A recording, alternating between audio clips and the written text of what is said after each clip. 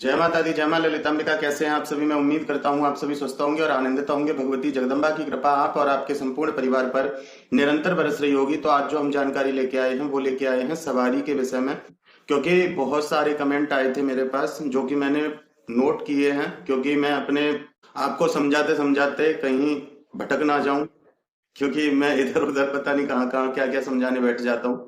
तो इसलिए मैंने कुछ पॉइंटों को लिखा है जिनके विषय में हम बात करेंगे। सबसे पहला सवाल ये है कि शक्ति आती है पर बोलती नहीं।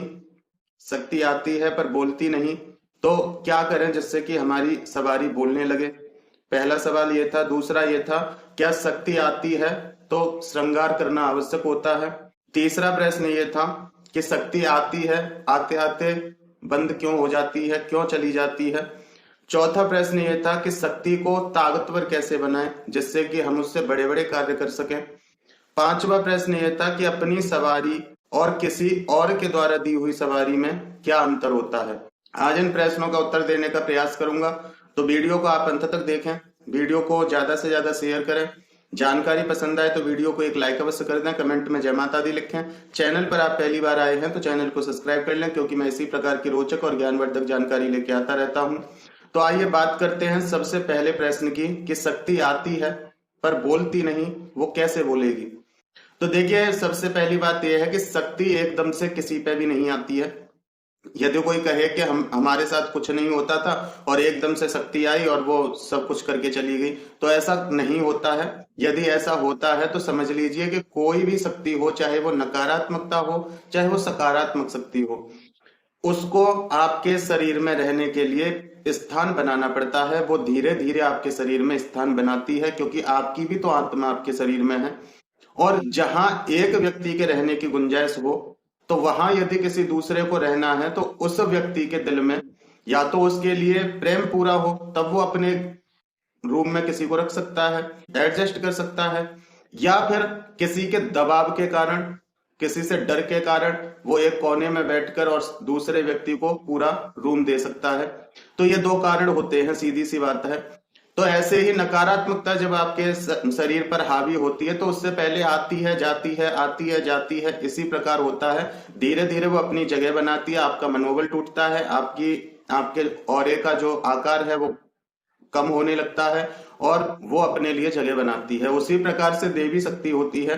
देवी शक्ति डराती धमकाती नहीं है, लेकिन वो आपकी आत्मा के साथ एडजस्ट होती है, जिससे कि वो हर समय आपके साथ रह सके। लेकिन जब तक ऐसा नहीं होता है, इसमें कुछ वर्षों का भी समय लग सकता है या कुछ महीने भी लग सकते हैं। यदि गुरु कृपा हो तो बहुत जल्दी ये कार्य हो जाता है। तो इसलिए शक्ति आती है और जाती है। कभी एक झटका दे के चली जाएगी, फिर आएगी, कभी कहीं कीर्तन हो रहा है तो आ गई, चली गई। इस प्रकार से आना जाना लगा रहता है। इस बीच में वो शक्ति एक चीज ये देखती है कि आप केवल भक्ति के समय जो आपका व्यवहार है वही आपका व्यवहार हमेशा रहता है, या केवल भक्ति के समय ही आप इस व्यवहार को धारण करते हैं जो एक साधक का, एक भक्त का व्यवहार होता है। ये चीज देखती है शक्ति। दूसरी चीज देखती है कि मेरा सम्मान कितना है, क्या मेरे आने से इस घर के लोगों को कोई समस्या तो नहीं है, क्या जितना मैं इस भक्त के ऊपर आ रही हूं इतना इसका भाव है, क्या इसके घर वालों का भी मेरे लिए उतना प्रेम है या नहीं। तो ये बहुत सारी चीजों को वो सवारी देखती है। और यदि आप उसी प्रकार से अपनी भक्ति को निरंतर करते रहते हैं, उसी प्रकार से अपने पूजा जब तक को आप करते रहते हैं और उसको और बढ़ाते हैं, तो शक्ति धीरे धीरे आपके शरीर में स्थान ग्रहण करने लगती है। धीरे धीरे वो वचन भी करती है, धीरे धीरे वो बोलती भी है, धीरे धीरे वो कार्य भी करती है। तो ये कारण होता है। लेकिन कुछ लोग ऐसे होते हैं कि जिनके ऊपर तरंग भी आ जाती है तो वो भक्ति को छोड़ देते हैं, वो पूजा करना छोड़ देते हैं। कुछ लोग उनको उल्टा सीधा बोल देते हैं तो उनका मनोबल भी टूट जाता है, वो अपने ऊपर आ रही सवारी को गलत ठहराते हैं और अन्य लोगों के कहने पर वो अपनी सवारी के लिए ही सवाल खड़े करके बैठ जाते हैं, जिस कारण से सवारी रुष्ट होती है और वो आना बंद कर देती है। क्योंकि देखिए, यदि दरवाजे पर हमारे कोई कुत्ता भी आता है और यदि हम उसको कुछ खाने पीने के लिए नहीं देते हैं, हम उसको डंडा लेके मार के भगाते हैं, तो वो भी धीरे धीरे आना बंद कर देता है। तो इसलिए सबसे पहले सम्मान आवश्यक होता है, और वो दे भी सकती है तो वो सम्मान चाहती है। यदि उसको पूर्ण आप सम्मान दोगे, पूर्ण जो आप भक्ति पूजा कर रहे थे, अपने तपोबल को आप बढ़ा रहे थे, जिस दिन आपका तपोबल पूर्ण रूप से विकसित हो जाता है, वो सवारी वचन भी करती है और कार्य भी करती है। तो पहले प्रश्न का उत्तर तो ये था। दूसरा प्रश्न था, क्या शक्ति आती है तो श्रृंगार आवश्यक है? तो देखिए, ये सबसे बड़ा मिथ है, ऐसा कुछ नहीं होता है। एक बात मुझे बताइए कि जो शक्ति आपके ऊपर आई, चाहे कोई पुरुष शरीर में हो, चाहे कोई स्त्री के शरीर में हो, यदि आपके ऊपर शक्ति आई, तो क्या शक्ति तब आई थी, उससे पहले आप श्रृंगार करके रहते थे? क्या आप बड़े बड़े घुंघरू पहन के रहते थे? क्या आप बड़ा बड़ा आलता लगा के रहते थे? क्या आप बड़ी बड़ी बिंदियां लगा के रहते थे?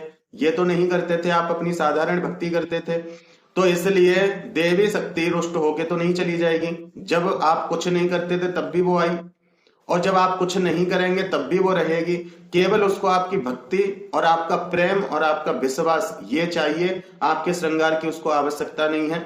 वो एक अलग बात है कि जब सवारी पूरी तरह से आपके ऊपर हो और सवारी ही उस समय पे अपना श्रृंगार करे या श्रृंगार मांगे, वो एक अलग चीज है। लेकिन यह चीज होता है गद्दियों पे, क्योंकि वहां पे शक्ति अपने पूर्ण अंशों के साथ पूर्ण रूप में आती है, जिस कारण से वो ये चीजें सब मांगती है। लेकिन यदि उनका साधक, उनका भक्त समय समय पे श्रृंगार, समय समय पे भोग निकालता रहता है, तो भी गद्दी पे भी ऐसा नहीं होता है। बहुत ही ज्यादा ये इस चीज को लेके पाखंड मचा रखा है, ये गलत बात है। क्योंकि यदि माँ आपके ऊपर आ रही है, भगवती आपके ऊपर आ रही है, तो वो कभी ये नहीं कहती कि मेरे जैसा श्रृंगार करो। हमेशा उनका श्रृंगार जो है वो श्रृंगार संसार के लिए करती हैं, वो श्रृंगार हम लोगों के लिए ही करती हैं। लेकिन हम उनके नाम पे श्रृंगार करें, ये बहुत गलत बात है। तो ऐसा कुछ नहीं है। जिनके पास शक्ति सिद्धियां होती हैं वो श्रृंगार करके नहीं घूमते हैं।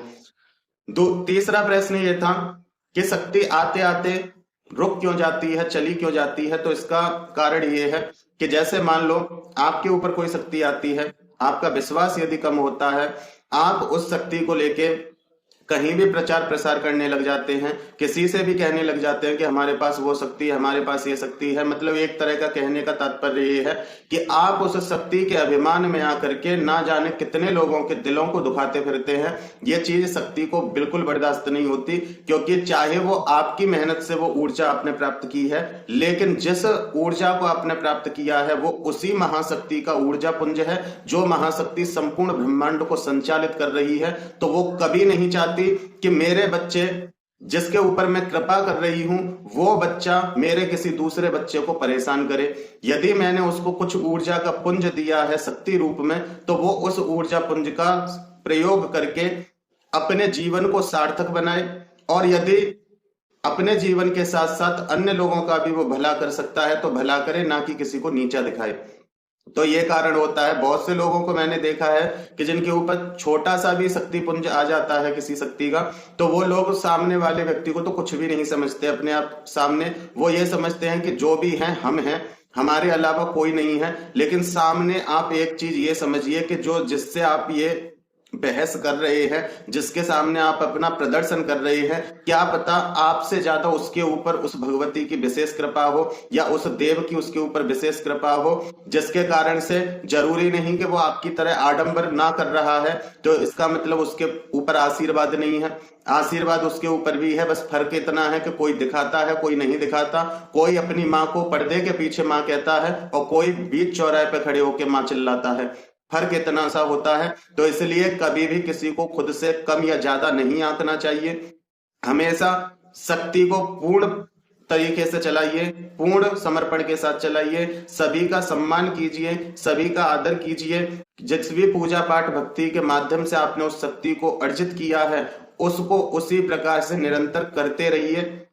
उसमें अभिमान के कारण आप उस भक्ति को मत छोड़िए, नहीं तो आपकी शक्ति रुष्ट होगी, आपकी शक्ति चली जाएगी। और यदि आपकी शक्ति नहीं जाएगी, आपके ही साथ रहेगी, तो आपकी उन कर्मों के कारण वो शक्ति मलिन हो जाएगी और एक दिन जो देवी बन के शक्ति आ रही थी वही कब प्रेत बन के आपको परेशान करने लग जाएगी, आप खुद नहीं समझ पाएंगे। क्योंकि जो शक्तियां हमारे ऊपर आती हैं वो साक्षात जगदम्बा नहीं होती हैं, उनकी सेविकाएं होती हैं, उनकी गणिकाएं होती हैं।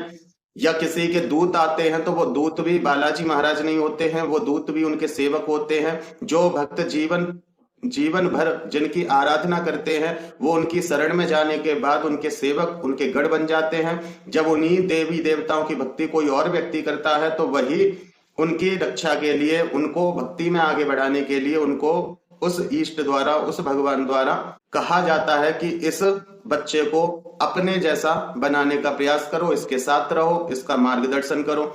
लेकिन अब उस शक्ति को, उस देवी देवता का आदेश मिल गया, वो आपके साथ रहेंगे। बिना उनके आदेश के वो आपको छोड़ के भी नहीं जा सकते। लेकिन आपके कर्म खराब हैं, आपने भक्ति छोड़ दी, आप मलिन रहने लगे, आप पाप कर्मों को कर रहे हैं, जिस कारण से जो शक्ति आपके साथ आई है वो भी आपके कर्मों के प्रभाव से मलिन होती है, जिसके कारण से आप दंड के अधिकारी बनते हैं। वो शक्ति भी आपको दंड देती है कि यदि तेरी भक्ति ऐसी ना होती तो मुझे तेरे पास आने का आदेश नहीं मिलता।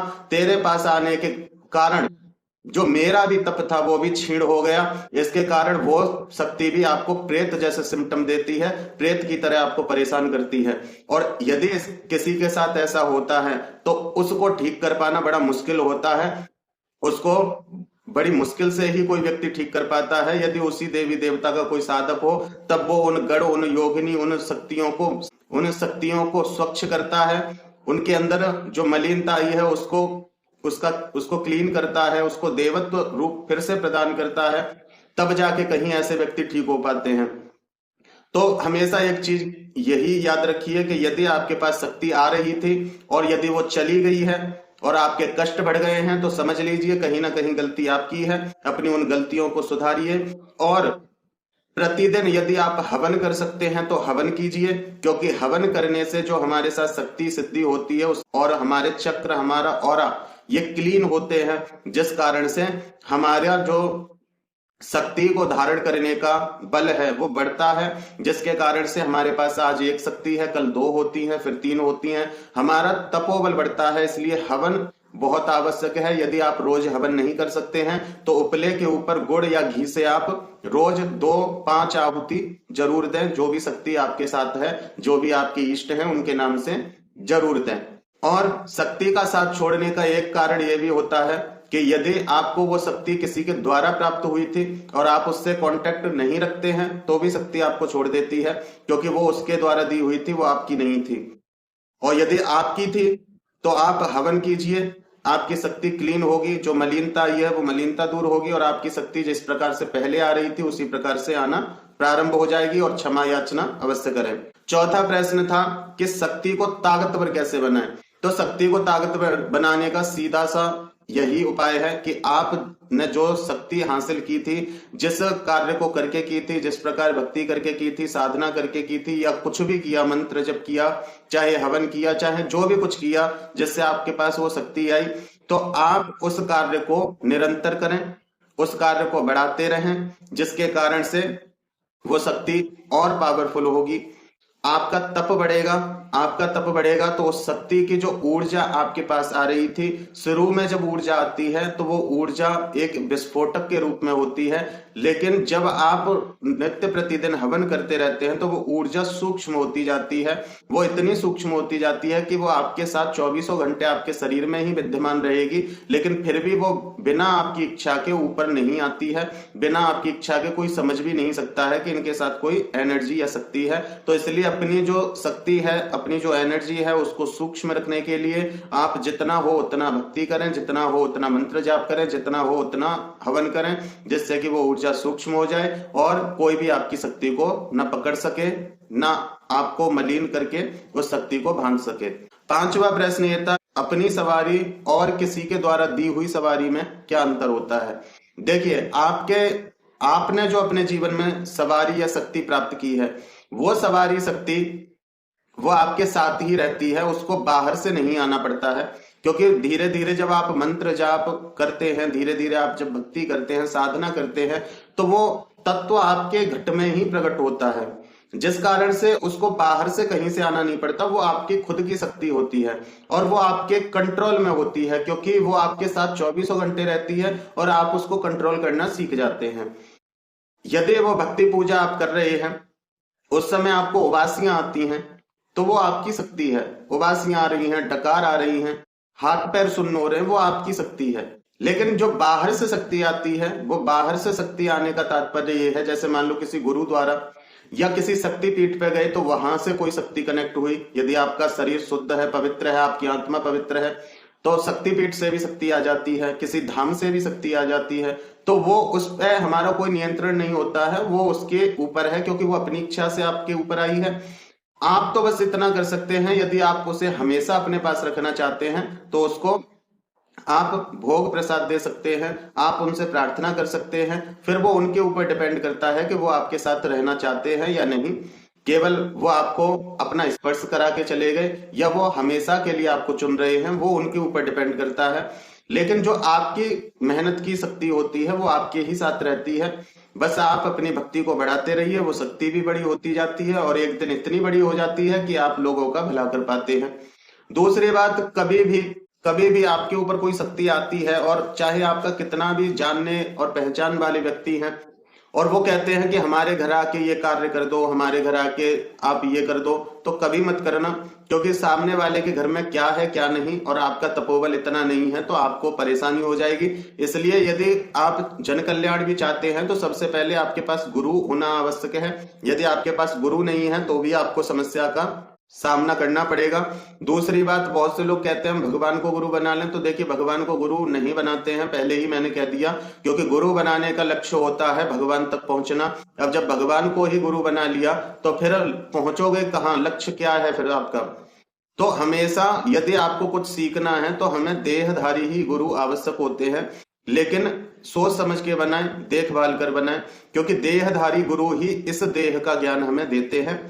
बाकी का जो पारलौकिक ज्ञान है वो पारलौकिक शक्तियां प्रदान करती हैं। पारलौकिक भी हमारे गुरु होते हैं। जो कभी कभी हमारे घट में एक ज्ञान प्रकट होता है वो पारलौकिक गुरु का होता है। तो वो तब होता है जब हम इस शरीर को समझ के शरीर से ऊपर उठते हैं तो हमें पारलौकिक गुरु ज्ञान देते हैं। वहां भी भगवान नहीं देते हैं, वहां भी पारलौकिक गुरु ही ज्ञान देंगे। तो इसलिए जब तक आप इस शरीर में फंसे हुए हैं, जब तक आप इस शरीर को नहीं समझ पा रहे हैं, तब तक आपको देहधारी गुरु की आवश्यकता पड़ेगी, जिससे कि वो बता सके कि आपकी देह में, आपके शरीर में जो भी चल रहा है वो किस कारण से चल रहा है और क्यों। देह से ऊपर उठते हैं तो वहां फिर पारलौकिक गुरु का ज्ञान चलता है, वो आपको पारलौकिक ज्ञान देते हैं। तो इस प्रकार से ये होता है। तो देखिए, वैसे मैं ये सवारियों के विषय में वीडियो नहीं बनाना चाहता था। क्यों? क्योंकि एक बात बताइए कि मान लो मेरे ऊपर कोई सवारी आती है तो मुझे लोगों को क्यों दिखाना है? वो सवारी मेरी है, शक्ति मेरी है, पूजा मेरी है, भक्ति मेरी है, तो मुझे अन्य लोगों को क्यों उसका प्रदर्शन कराना है? लेकिन फिर भी मेरा दायित्व बनता है, क्योंकि मैं यूट्यूब पे चैनल खोल के बैठा हूं। एजुकेशन का मेरा चैनल है, आध्यात्मिक ज्ञान के लिए मेरा चैनल है। तो मेरा दायित्व बनता है कि जो प्रश्न मुझसे पूछे जाते हैं उनका उत्तर देने का मैं प्रयास करूं। तो ये सवारी से रिलेटेड कुछ प्रश्न मेरे पास आए थे और उनके बारे में मैंने जवाब देना उचित समझा। तो यदि आपके साथ ऐसा कुछ होता है तो इस वीडियो को ध्यान से समझ लेना। जो मैंने बताया है आप वो कीजिए। माँ की कृपा से जो भी परेशानी आपको सवारी से रिलेटेड चल रही है वो ठीक होगी। तो मैं उम्मीद करता हूं कि मेरे द्वारा दी हुई जानकारी आपको पसंद आई होगी। जानकारी पसंद आई है तो वीडियो को एक लाइक अवश्य कर दें। कमेंट में जय माता दी लिखें। चैनल पर आप पहली बार आए हैं तो चैनल को सब्सक्राइब कर लें। फिर मिलते हैं एक अगली वीडियो में एक नई जानकारी के साथ। तब तक अपना और अपने परिवार का ध्यान रखें, भगवान की भक्ति करें, निरंतर भक्ति करें और भक्ति पथ पर आगे बढ़ते रहें।